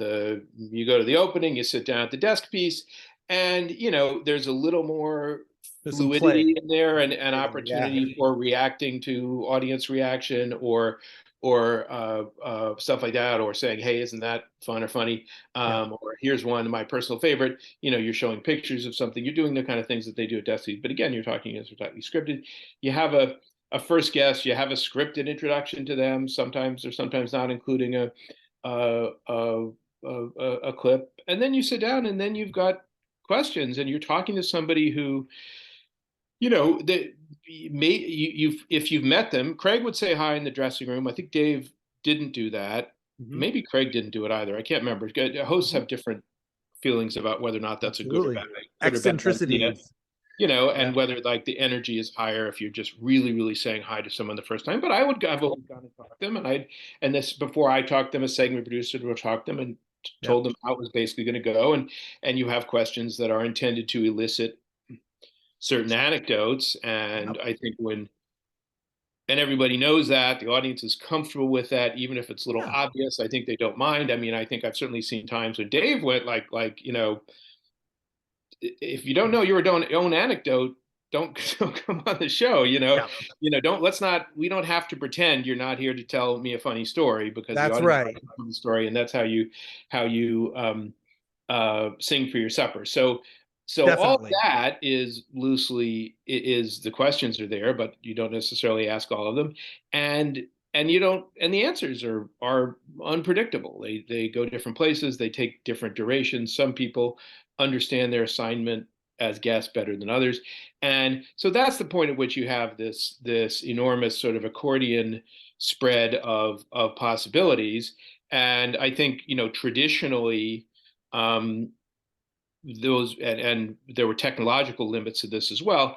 The idea was not to edit these shows, to just that the stage manager would go, we've got we've got 1 minute, and that the host would then smoothly or not, but not 100% of the time, sometimes awkwardly, would wrap things up and would say, we got to go. And then you go and you'd be done. And by the end of the recording session, you had the whatever you were trying for, the 48 and a half minutes of content, and maybe you were trimming out a second here or a second there, or you were replacing a bad shot with an audience shot or something like that, or you were done. We were in the era of the beginning of nonlinear editing, and the editing process had become much easier, much faster. Yeah. And Would you edit real time? well, we did not. Okay. We went down to a session. You know, when the show would end, Yep. I would leave the stage and immediately go to an edit in where an editor was standing by, and the director Brian McAloon would come down and he would say, like, okay, we're 23 seconds heavy. I think I got it from these places, and I would say, great, see you later. Or we'd say we're 2.5, and we had this problem with the guest, and blah blah blah, and there'd be a much more complicated procedure, and we'd have to, there certainly were times, and it gave everybody a near heart attack, but there were times when we were close to not making air because we had to racing across something with a tape. Send it to the master control in Hempstead, New York, and have them so they could beam it up to outer space in time for people to get it in every appropriate time zone. And now, of course, that I think fetish is gone. I think hosts interview for as long as they feel they need to get good material, and then while they're doing it, an editor is already manipulating the raw material into something that they think can be a useful that they think will be right, and then they run by what it is they've done with the producers and so forth. But essentially, they're ready much more quickly. But that's because of they're able to do that because of the way that digital editing works. And in those days, avid editing was not, believe it or not, considered broadcast quality, even though the rules about whether or not you could even use it, and you had to do it offline, and that's a whole story for the Museum of Broadcasting. But in any case, that was how we did it. But that first night, I remember, to the next day, everyone was kind of braced for impact of, smug Craig Kilborn, carries on his frat boy antics onto CBS. And instead, the reviews were really nice. I mean, we've got a very nice one in the New York Times, just saying how the show looked kind of comfortable and right for him, and he seems to have settled into a nice long run, and now it was, a suitable companion piece and all that. And I think everyone breathed a giant sigh of relief. But to wrap my story on the whole thing, which is so I was the original producer, but we and I spent a year and a little bit, I think, at the show, and the the ratings stayed stubbornly fine. No, they didn't. And you didn't have pants breathing down your neck. They weren't. Putting They pressure were on. very dependent on how Dave did and that probably is even still the case now. It's you used to see echoes in the ratings of whether or not CBS had a successful show at 8 o'clock, and how much CBS promoted it, but there would suddenly you'd get a huge bump for a guest who seemed someone who was a minor character on a TV show, and you just go like, what does that mean? Does that mean I need to have that person back every 2 weeks to keep the ratings up? Was it anecdotal? Was it an error in Nielsen because of the small size? So the ratings, I think, sort of bedeviled everybody a little bit, but there was no giant pressure in any particular direction except internally. We wanted people to see the show. And then I think the other sort of headwind was, and Rob Burnett said this once, was like he said, it's got to be just a matter of time before, someone notices how good and how silly and how innovative the show is. innovative within, established cliches that we're sort of making fun of, Yeah, yeah, yeah. before they wrote that great article with the one you want, where they say, like, boy, you're really missing something if you're not seeing what CBS is doing on it. The moment where Tom Shales ate his crow for Conan, that kind of moment and where, that essentially never happened for us. And there's a time when someone needs to be responsible for that, and as the as the primary person behind the scenes, that was me. So I got the message very nicely and decently, and I really have no complaints and really a lot of fondness for for Dave and for Worldwide Pants and Rob Burnett in terms of how well I was treated during what was an uncomfortable thing, because yeah, since the beginning and all that. But I was replaced by Mary Connolly, who had been a loyal foot soldier of Letterman, stalwart for Dave for a long yep. time, and wanted to do it, and then other people came after her, and I sort of lost track of the whole thing. I was just doing other stuff, and that's how one Yeah. lets go of something like that you're involved in to the degree that I had been. And Well, and then the level of temporary in television cannot be understated by many people. There are so many people who have had legendary careers in television that have literally jumped on the lily pads that, and they're not long-term lily pads, many of them. And so what you're describing here, I mean, there's a lot of yeah, I folks know who it was certainly not unheard of, and I didn't want to pretend it was anything other than what it was. I didn't want to say, like, I didn't want to have a press release that said I was leaving to spend more time with my family, or anything like that. yeah. That was just would be too dumb and obvious. And so I made some kind of joke, which like they said, leaving to pursue other projects, and I said, and the quote from me was, "I'm leaving to pursue other projects," and which I remember Rob particularly appreciated. And but it was an actual news item in the New York Times, which again shows, I think, a little bit. No one would I think write that about a well, I don't know. I suppose that's not really true. I mean, you look at Chris Licht, and you look at Absolutely. maybe these behind the scenes changes are perpetually fascinating to people. I'm not sure, but I was treated very well by Worldwide Pants, and but it was Craig's show, and Yeah. he and I did not have an acrimonious falling out. We didn't hang out too much afterwards, but I worked years later on another project for Worldwide Pants that brought me back into that circle a little bit. I saw him from time to time, and I was as surprised, and I guess I'd say a little bit puzzled, when I heard that he was leaving, because my understanding was that you know everybody was content to have him continue doing the whole thing that he was doing. But however, he the years had passed, and that what you described as the Tom Shales eats crow over Conan article never really came out. That sort of creative reconsideration Yeah. never really came out, and I guess he simply didn't see himself continuing to do that in that way forever. But I can't. That's something you should definitely ask him out about if you haven't. I would love to. Of course, I would love to. My God, that would be amazing. There's a couple of things I want to. I mean, you've been so generous with your time, and I do want to kind of circle towards. I mean, obviously, as long as you want to stay on, we'll stay on. I love this. I'm going to just send a quick message, but I'll stay on as long as you'll. No, as you'll have me. Absolutely, I appreciate it. Audience gets to watch me type.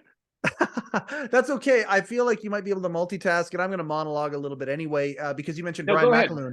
You mentioned Brian McAloon, and I'm glad that you did. I've exchanged a couple emails with him. The guy behind me there, that's Rick Sheckman. Rick Sheckman worked for Dave for a long time, and is You talk about Peter being a consigliere. That I've used that phrase to describe Rick to him. I asked him if he would be that for this show. One of the people that Rick said that I need to try and have on is Brian. And so I love that you mentioned him. So big shout out to Brian McAloon. Hopefully one day I can get a one-on-one with him. Glad you mentioned him. I really am appreciative of how you talked about here, building a show, from nothing, but it wasn't nothing because there was a franchise before, but we're reinventing it and we're doing like all these million decisions that you're talking about here. That's got to take a lot out of you. I can understand why so many times in this process for shows, batons get passed, once the establishment has happened, because it's tiring and it's busy and it's a lot. You've shed light on so many awesome things, Billy, and I appreciate it very much.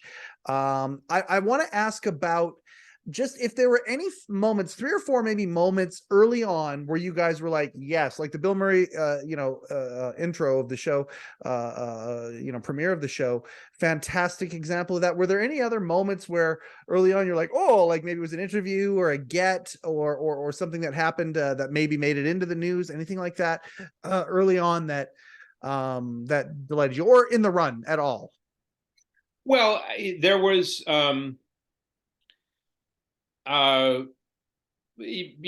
do a nice podcast, and God bless you for that. I will say that tactfully that guest quality was always a topic of debate and concern, and Yep. and why aren't we getting this, that, or the other person? Joanna Jordan, who was also booking Dave in those days, booked our show and had was as methodical as anybody could possibly be, and would be a great guest for your show. And she also was a kind of sophisticated deal maker in terms of okay, well, we'll have so and so if you give us so and so down the road. There was that kind of horse trading. At least in those days, was very common in the late night shows. Of, okay, well, he just did Leno, so now he's got to do Letterman. Lots of leverage going around. Yeah, and close relationships with the agents and managers and publicists that made all that work. But any show on CBS is expected to carry a little water for CBS. Wasn't something Dave was probably going to do a lot of. So, we did book a lot of CBS guests, and I think that, was kind of apparent, at least internally. And there were times, there really wasn't, in that first year, I don't think there were really more than like 3 or 4 what I'll call kind of big guests. And that certainly one was George Clooney. We had him on for Three Kings. For Three Kings as well. Yeah, God damn, I love that movie. Anyway, yeah, okay, like right on. A fake kind of Vegas night that he played along. He was definitely, I don't know where we were in the kind of Oceans cycle at that point, but he was certainly somebody who was well adjusted to the kind of tone of the jokey bachelor tone of the show that Craig wanted. He had Catherine Zeta-Jones on for, I can't remember which film of hers, but she was a big guest. But those big movies might have been a Zorro movie. Yeah, it might have been. Big movie stars were few and far between. Now there were. Craig always loved kind of like certain types of old timey show business artifacts. I mean, he loved Adam West. He loved. He had Engelbert Humperdinck do like little video snippets for him. He liked having Wayne Newton come on and sing. He loved that kind of stuff. It fit the throwback, as you called it, sort of Mad Men tone of the whole thing. They were great, fun guests. Yeah. But they weren't giant ratings drivers, and they didn't youthen up the show.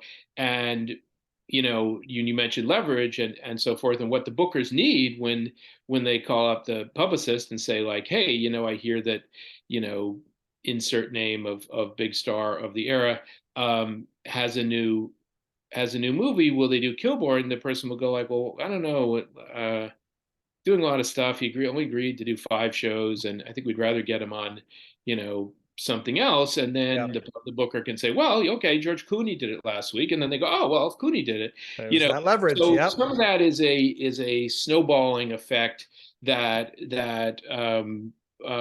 did not take place. People didn't feel they had to do the show.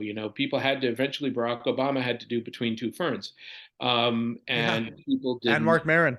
Yeah, people didn't feel like that was necessary, and I think that was irksome. But there were some of those guests, the ones I mentioned, where people were kind of like, yeah, okay, maybe we thought the snowball was going to start rolling at that point, and we'd have more pick and choose, and we'd be able to have more capacity to pick and choose, and we'd have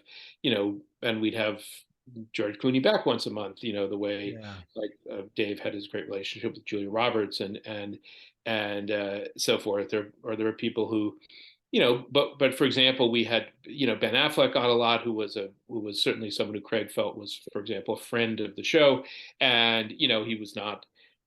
I don't know where he was in the star meter in those days, but we had a lot of guests who Craig would look forward to because for 2 reasons. Sometimes because he'd had them on before and he knew they were great guests, and sometimes he'd have them on. Was pleased to have them on because their stardom. He reflected their luster himself. So those moments were always good. I think I remember doing this. I think I kind of rated every show A to F right away afterwards. Yep. Maybe that was the best time to do it. Your version of the postmortem. Yep. There were certain sort of strong weeks, and there was a time. It might have been about halfway through my tenure, and we'd been through kind of a rough patch, and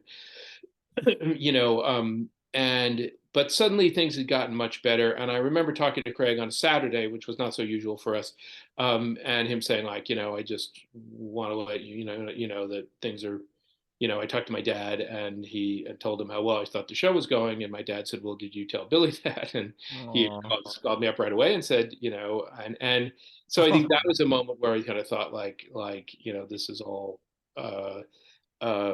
getting good and getting better at the correct pace, but then some of those other factors that I mentioned were a drag on it. And I think when you look at the different qualities that the subsequent producers brought and what went on in their tenure, I don't really know. None of them are.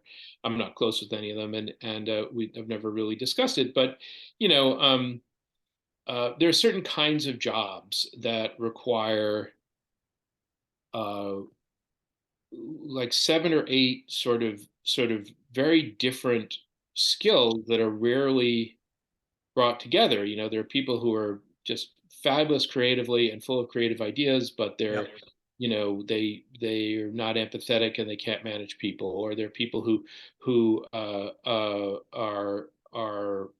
great micromanagers, but they're unable to delegate. Or there are people who are really strong with the technical details. Or there are people who can retake the got to keep the trains running on time. Yep. There are people who have good eyes for talent. There are people who are wonderful backstage hand holders for talent. There are all those kind of skills, but they're rarely going to be in a single package. So they're usually, I think, when you look at these really solid teams of these shows that are consistently good night in, night out, it's because they have a group of people who've done that, and they've come to an understanding about the delegation of duties that still works and avoids kind of musical chairs above the line, but that's that's always going to be a part that's difficult. And if you're the person in charge, you want to try to be thinking about, what it is that you don't do so well, and how could you do it better, and yet you're having a busy kind of crazy day, and you're feeling, stressed and putting out fires, Yeah. and unappreciated, and dreading something that you're going to have to do 2 days from now, which is going to be very difficult. Yeah. All that stuff makes it a little bit hard to kind of course correct in the way that it makes someone sort of a perfect producer. And when the product is fantastic and really really successful, nobody, people Yeah. don't start looking for uh people don't start worrying about the same set of things. They figure they can hire somebody to fix that, or Yep. whatever problems do exist, they're not that big because the overall thing is so great. And the fact that the show never achieved the kind of liftoff that would have taken it into the comfort zone, to stretch a metaphor, was just sort of an ongoing issue. And you can look at the history of the time slot, and it's kind Yeah. of interesting, and Ferguson had his own approach, which was really different, and drew was really sort of set as a Jewish divider. He really threw like a lot of stuff out, Yeah. and but also that became a signature thing on his show, and there became people who I were people who worked for him, I assume, who were good at the let's throw everything out style of doing stuff. And then James Corden had a sort of a let me entertain you tone, and the world was ready for that at the time. And that's what's happening throughout this thing, is that what people want from entertainment, what people want from talk shows, what people want from celebrities, what people want from culture, and how they consume it, is also this world that's spinning underneath you while you're just trying to make a decent TV show. Well, and I mean, you look at, and the one guy you didn't mention yet, of course, is the predecessor, and that's Tom Snyder. And again, very as unique as the other three individuals you just mentioned here, as unique, and then we're simulcasting it on CBS Radio, and we're going down, these experimental paths, and we're doing long form because it complements late show complements late show. I love this. You're very, very damn good at this, Billy. This is awesome. I'm very Oh much well, enjoying this. you're very nice to say that. uh, were you a fan of the Larry Sanders Show? Yeah, I think once Larry Sanders sort of peeled back the curtain in that way, anybody who worked in that field, kind of had to love it. I mean, Yeah. Gary, and it's Gary Shandling's show as well. Oh Um, wow. Yeah. and but that neurosis and vulnerability, and I'll sort of I'll expand this beyond Craig, because I'm not really so much talking about Craig when I say this, but I think when you talk to the people who do it, talk to the various hosts, Mm-hmm. and they do it for a long period of time. And I don't even know if Craig's tenure would even count as that. But when you talk to someone who's doing it for a decade, Mm-hmm. I think they would say that it really changes you, and that even though Johnny Carson played a character called Johnny Carson when he hosted the Johnny Carson show, and same with Craig Kilborn, and same with Conan O'Brien. Mm-hmm. William James, the pioneering psychoanalyst, said, "Fame is the mask that eats into the face." And it's true. I think they came out there and they sort of played somebody, but then it became hard to sort of separate it. And you're very that audience response never you never shake your vulnerability to it, and I think that would be something maybe Dave would say, that you'd go out there and you'd tell a joke to that huge audience, and they'd laugh, and you'd think, was that really that good a joke? Did it deserve that response? And if it got that response and it wasn't that good, how do I trust these people? You Oh know, my am I going to God. be, and you Oh, can see how the wheels would sort of spin in your head night after night, because the audience is, delighted to be there, and they absolutely. want to laugh, and they're pleased to see you. And if you say things in a certain kind of a joke cadence, even if it's not even really a joke, sometimes they'll laugh. Mhm. And whereas that should be enormously gratifying, it has an An edge of deceit, not deceit, just yeah. You're well, you're wondering what's real and what's don't not. necessarily trust it, and Yeah. so look, I mean, these people, have amazing jobs and lives and opportunities. We don't need to feel sorry for them. We don't need to send them a card, but it Mm. is something, interesting to kind of think about the ways in which doing those kind of jobs, doing that type of performance night after night is difficult and kind of changes you as a person. Um, I love this conversation. I hate to say that we should end this one here, but we're this is a fantastic segue and place to pause until the next time you come on this show. Billy, I just can't tell you how much enough gratitude I'm feeling right now. It's so much. Well, Let's that's so tell nice of you. Thank you let's for asking me. Are you kidding me? This is fantastic. And I'm so glad that Adam connected us.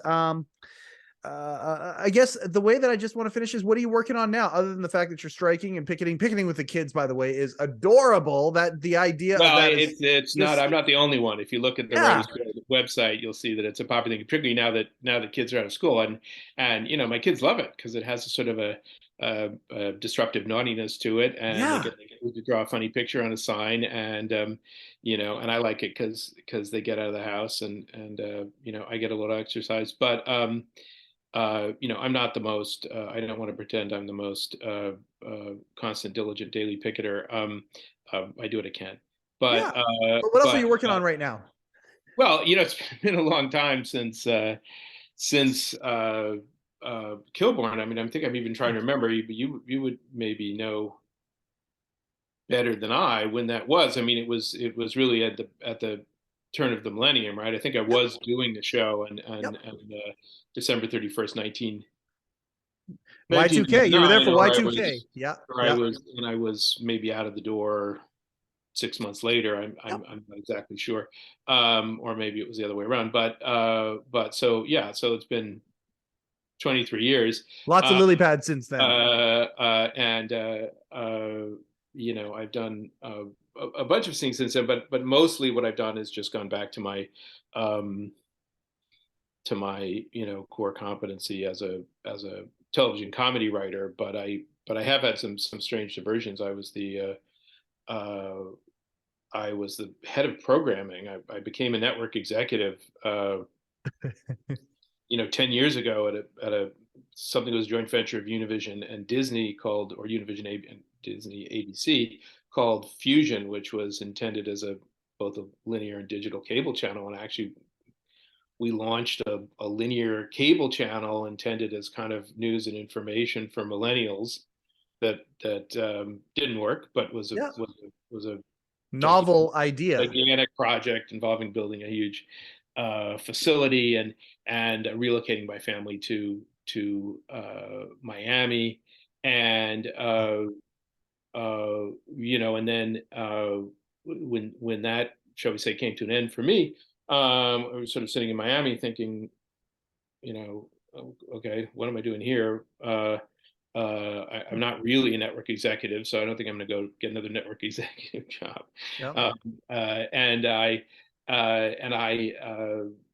Dave Mandel, my old colleague and friend from Indecision '92, long way back, who had worked on that for me when he was actually still a student in college, Yeah. had just agreed to take over Veep as the showrunner and asked me if I would come and work on that, and I said, Yeah. sure. Yeah. Who would say no to that? I Great think gig. I was back at HBO where I had started my Mhm. my career many years before, and not necessarily the news. And I Mhm. was also, I love the HBO atmosphere, and I think whereas maybe others might have said like, well, wait a minute, this guy was a network executive, and before that, he wrote some Simpsons scripts, and what?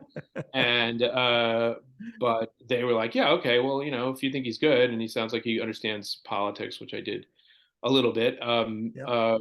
great. And that worked. I did that for 4, kind of wonderful years. Where I mean, certainly one of them, which was when Julia was out for a year with Yeah.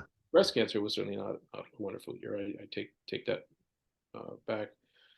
She does a That great job talking about that on that. I highly recommend that yeah. My Next Guest. Yeah, it's But really good. She talks about that moment and then coming back. Man, yeah, sometimes but that was a you know terrible shock for her, undoubtedly, yeah, and we I don't know, we thought about trying to get scripts ready or something like that, but eventually it seemed kind of silly, so we took a year off while waiting just till she felt she was ready to start up again. And when she did, we did it that final year. yeah, But yeah, that was a wonderful experience. And then coming out of that, I've worked on a bunch of projects that I would say are all sort of in the same vein. You can't necessarily see any of them on television, but yep, um, uh, I just spent quite a while doing pre-strike, writing a pilot set in a homeless encampment here in LA with a guy who was formerly homeless. It wasn't something I was going to be making up out of whole cloth, yeah, and we did that for 20th, and I've worked on a few things with Dave, and we wrote we helped Julia with her material for the Democratic convention. yeah, Uh, and I had a COVID project, which was an animated show that I thought was also kind of a set in a gated community. I mean, that's maybe sort of you know less kind of things sort of in the family vein about a yeah, grandma who moves back home. I've sort of yeah, always been interested in sort of communities and institutions and how people kind of deal with them. I mean, even in the Veep world, and so that's the kind of stuff I do. I mean, I work as a writer, and when I'm not on strike, try to have a group of people I collaborate with, and sometimes I'm working with one, sometimes I'm working with another, or and the stuff I do on my own, and try to wander around and sell it. yeah. Um, so and I'd be delighted to keep doing that for the remainder. I was going to say of my working life, but probably for my Yep. entire life. I'm definitely not one of those people who's sort of looking forward to getting out on the golf course. No. I like to, I like the idea of kind of launching stuff to get back to Kilborn for a sec, or even the programming job that I did. Yep. Um, and I like the helping to get the team together, working with the team, stuff like that. But also, like all writers, I have to be reasonably comfortable, kind of sitting around by myself and forcing myself to, write. Well, you have a standing Maybe, invite here anytime. Okay. And anything where there's a project that comes out that would enjoy any discussion or promotion or things like that, standing invite to here to talk about it, and anything that you want to talk oh, you're about. well, you're Um, you're very kind, and I'm glad we had the chance to. I sometimes think about the history of Kilborn, and no one's written the oral history yet, but some of my recollections may be hazy or downright wrong. But I do think it was interesting, and now is sort of fading from living memory. So thank you for your curiosity about the whole thing, and I do hope you'll talk to Brian yeah. and maybe Craig and Craig himself. Absolutely. the Yeah. other sort of some of the other principals, Alex Sulkin, who would be a great guest, who worked on it with me. I think he worked on it maybe all the way through, and who's been the been on Family Guy now for Yeah. a while. Any intros are appreciated, my friend. Any intros whatsoever. Well, I'm not, and Brian and Craig, for that matter, have sort of swum out of. I might have run into Craig at the supermarket once. Oh yeah. I But mean, but any ideas of who good guests would be is all I'm well, I saying. think Oh they're the my ones gosh. who and everyone has their own, and people view it from their own angle, which is, not everyone's is different.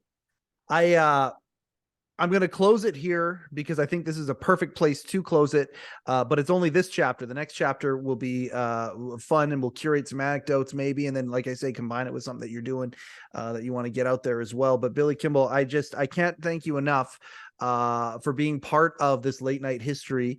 I can't thank you enough for being able to coming on here and talking about it. Hazy or clear, it doesn't matter to me. This stuff needs to be talked about and kicked around a little bit. I love it so much. When I was preparing for this episode, one of the people I talked to was Robert Morton. Hey, did you know Billy Kimball, right? Yeah, absolutely. I'm like, any questions, any inside questions to ask? No, man, good guy, just a really good guy. That's what Morty said about you. Oh, well, back at Morty, that's really Yeah. nice. I knew Morty, really mostly socially, because, as I said, I was sort of a wild card choice to do the show, but I knew him as a friend and someone I've always liked, and we have fun whenever we run into each other, which is just more often than I run into Craig. Yeah, well, there you go. Yeah, well, yeah, I really Morty was kind of the guy that I looked on growing up. Like, I worshiped Dave and whatnot, but then I looked at Morty and I'm like, I want to be like that guy. I started wearing jackets and jeans because of Morty. I really appreciated him so much, and he had, yeah, like I say, really kind things to say about you. The idea of Worldwide Pants and everything they've done. I'll do a real quick outro here, and then I'm going to come back and I'll say our goodbye privately. Okay. So just thank you very, very much, Billy. I really appreciate this, and I can't wait for the next time we do this. Thank you, Mike. That's why we do this show, is to go through and play around, kick around some of these balls that haven't been played with for a long time, and kick them around and see. I just appreciate everything about what Worldwide Pants has done towards the history of broadcasting, of late night, of television, and more. So Billy Kimball, thank you so much for being here today. That has been another episode of the Letterman Podcast with Mike Chisholm. Coincidentally, I am Mike Chisholm. Thank you and good night. Overcoat and underpants.